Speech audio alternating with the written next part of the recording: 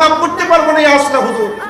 আমার নবী সাল্লাল্লাহু আলাইহি ওয়াসাল্লাম বললেন, তাড়াতাড়ি তোমরা কাঠ একত্রিত করো, কাঠের ভিতরে আগুন জ্বালায় দাও, আর আমার আলকামাকে এই অবস্থায় এই আগুনের ভিতরে নিক্ষেপ করো।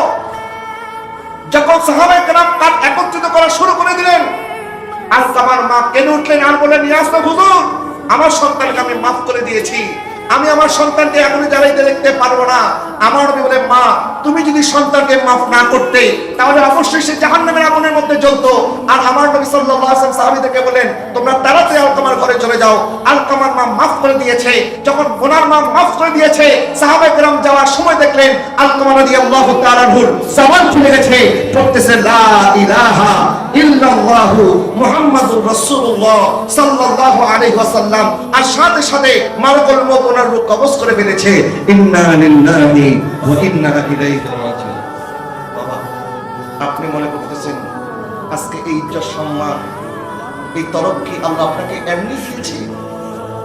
এই মর্যাদা আপনি এমনি পেয়েছেন? আজকে হয়তো আপনি ট্রাকের নিচে পড়ে যেতে পারতেন, আপনি মনে করছেন আমি তো বেঁচে গেছি। এমনি বেঁচে গেছেন না, এটার জন্য আপনার মা হয়তো দোয়া করেছিলেন। আজকে আপনার এই তরফটির পিছনে আপনার বাবার শরীরের ঘামের এই বরকত, আপনার মার তাহাজ্জুদ পড়ে পড়ে আপনার মার চোখের পানির বরকত হচ্ছেন আপনি।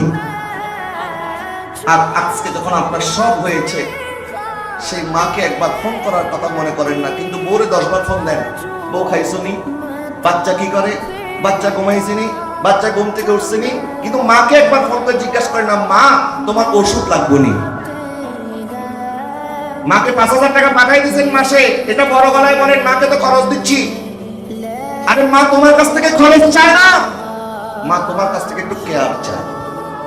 তুমি একটু জিজ্ঞাসা করো, মা তোমার কি লাগবে, আমাকে একটু বলো।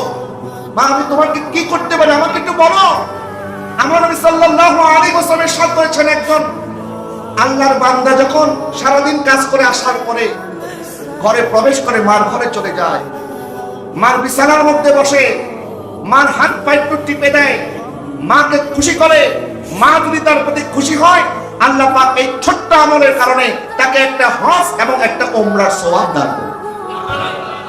নবীজি ইরশাদ করলেন, কেউ যদি তার মার চেহারার দিকে একবার রহমতের নজরে তাকায়, আমার আল্লাহ সুবহানাহু ওয়া তাআলা